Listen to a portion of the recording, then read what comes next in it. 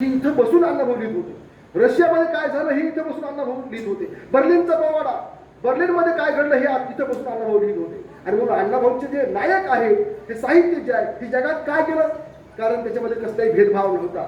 आज मातंग समाज मोठ्या प्रमाणात जयंती करतोय, परंतु अण्णाभाऊ साठे हे बांधवांना लक्षात घ्या, हे कुण्याही एका जातीचे नव्हते.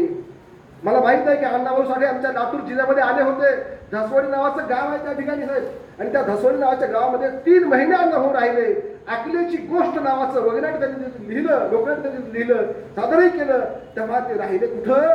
बौद्ध वाड्यामध्ये राहिले, बौद्धांच्या वस्तीमध्ये राहिले. मांगवाडा बाजूला होता, पण मांगवाड्यामध्ये एक बारही गेले नाही. कारण डिकास्ट कसं व्हावं, डिक्लास कसं व्हावं, हे अण्णाभाऊंनी आपल्या वर्तनात म्हणून दाखवलेलं आहे. आणि म्हणून अण्णाभाऊंची जयंती करत असताना, अण्णाभाऊंचं हे मोठेपण समजून घेत असताना, आपण बांधवांनो, अण्णाभाऊंचे विचार अंगीकरणं ही खऱ्या अर्थानं जयंती आहे. तुम्ही फार विचारवंत आहात. तुमचं शिक्षण असेल, तुमचं हे सगळं व्यवसाय असेल, हा अत्यंत बुद्धिमंताचा, न्याय देण्याचा हा व्यवसाय आहे. आणि म्हणून आपण खऱ्या अर्थानं अण्णाभाऊंच्या विचारांना न्याय देण्याची आज गरज आहे. या विचाराची आज गरज आहे. अण्णाभाऊंच्या कादंबऱ्या, फकीर असेल, वारणीचा वाघ असेल. वारणीचा वाघ कोण होता? सत्तू भोसले नावाचा मराठा नायक एका महार स्त्रीसाठी स्वतःचं आयुष्य पणाला लावतो आणि तो फरारी होतो. हा नायक अण्णाभाऊ साठे यांनी उभा केलेला आहे. वैजयंती नावाची नाचणारी स्त्री, पण शील विकणार नाही. शील हे जीवापेक्षा मोठं आहे असं मानणारी वैजयंता ही अण्णाभाऊंची नायिका आहे. आपल्या डोळ्यामुळे आपल्याला वाईट नजरेनं पाहतात. आपले डोळे, आपलं सौंदर्य हेच आपला घात करतंय. आणि म्हणून डोळ्यामध्ये बिब टाकून डोळे फोडून घेणारी गीता ही अण्णाभाऊंची नायिका आहे. नायक कसे असावेत याचं उत्तम उदाहरण अण्णाभाऊंनी दिलेलं आहे. आणि म्हणून प्रायश्चित्त नावाची एक कथा आहे बांधवांनो, की दोन मित्र असतात आणि दोघांचंही 60 नोट झालेलं असतं. 60 नोट म्हणजे याची बहीण त्याला, त्याची बहीण याला.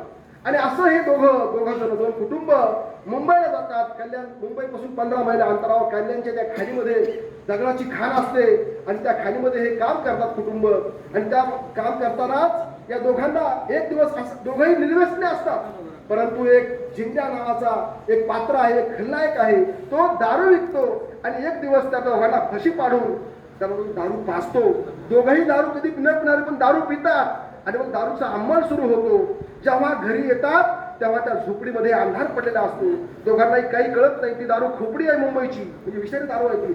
अशा दारू पिण्याच्या अवस्थेमध्ये ते घरी येतात आणि दोघंही, म्हणजे दोघांच्याही झोपड्या एकाच बाजूला असतात, परंतु चुकाबक होते. आणि प्रत्येक जण म्हणजे आपल्या बायकोच्या अंथरुणावर जायच्या ऐवजी बहिणीच्या अंथरुणावर जातो. सकाळ होते आणि सकाळ झाल्यानंतर मग त्या दोघी उठतात, पाहतात तर काय, आपण आपल्या भावासोबत रथ झालो. त्यांना प्रायश्चित्त वाटतं आणि मग त्या दोघी जाऊन तळ्यामध्ये जीव देतात. आणि हे दोघे उठतात, पाहतात तर काय, आपण आपल्या बहिणीच्या अंथरुणावर होतो. दोघे उठतात, एक जण झाडाला फाशी घेतो आणि दुसरा, बळी त्याचं नाव आहे, तो जातो आणि ज्याला दारू पाजली त्या झिगड्याच्या डोक्यामध्ये दगड घालतो आणि त्याचा खून करतो. आणि पुन्हा जिथं सुरुंग असतं त्या सुरुंगावर जातो, त्या सुरुंगाला वाद देतो आणि तिथंच थांबतो. त्या दगडाबरोबर त्याच्या अंगाच्या देहाच्या ठिकऱ्या उडतात. अशा प्रकारची माणसं अण्णाभाऊ साठे यांनी उभं केलेली. ही माणसं काय आहे? भारतीय संस्कृतीचा उत्तम नमुना आहे. कारण भारतीय संस्कृती काय आहे? माईला माय मानणारी आहे, बहिणीला बहीण मानणारी आहे आणि बायकोला बायको मानणारी. अशी ही भारतीय संस्कृती कशी असावी याचं उत्तम उदाहरण अण्णाभाऊंची ती कथा, प्रायश्चित्त नावाची कथा. आपण सर्वांनी ती कथा अवश्य वाचावी. आज या साहित्याचं पारायण करण्याची गरज आहे. बांधवांना, तुम्ही जयंती करता आणि विसरून जाता. अण्णाभाऊ साठे हा विसरण्याचा विषय नाही. अण्णाभाऊ साठे हा जगण्याचा विषय आहे. अण्णाभाऊंचा फकीरा आपण जर वाचला तर नीतिबद्ध कशी असावी. अरे आबरू खाऊन माणसाची पोटं भरत नसतात. बलात्कार त्या बाईलावरती हा बलात्कार करतो की काय, गुन्हेगार आहे, दरोडेखोर आहे, पण तो म्हणतो की आबरू खाऊन माणसाचं पोट भरत नसतं, आबरूला हात लावत नसतो आम्ही. बघा, अशा प्रकारची इमानदार माणसं, बहादर माणसं. देशाचं शील असावं कसं, चारित्र्य कसं असावं पुरुषाचं, स्त्रीचं शील कसं असावं याचं उत्तम उदाहरण म्हणजे अण्णाभाऊ साठे यांचं साहित्य आहे. एखाद्याची दृष्टी कशी असावी. अण्णाभाऊ म्हणतात की हे जग, ही पृथ्वी दलितांच्या तळ हातावर तरलेली आहे. बघा, आजचा हा दलित जो शब्द आहे अण्णाभाऊचा, तो आजचा दलित नाही बरं का. जो दळलेला आहे, जो पिचलेला आहे तो दलित. जगातला कामगार जो दळलेला आहे, पिसला गेलेला आहे, याच्या तळ हातावर ही पृथ्वी पेरलेली आहे असा विचार अण्णाभाऊ साठे मानतात. आणि म्हणून अण्णाभाऊंचा हा विचार आपण घेऊया आणि या देशाचं नंदनवन व्हावं. याचं स्वप्न पाहत पाहत मी लिहित असतो. अण्णाभाऊ म्हणतात, मी का लिहितो तर या देश सुजलाम सुफलाम व्हावा, इथं समता नांदावी. म्हणजे काय? इथं विषमता आहे, इथं प्रचंड भेदाभेद आहे. आज आपण इथे एकत्र आहोत, परंतु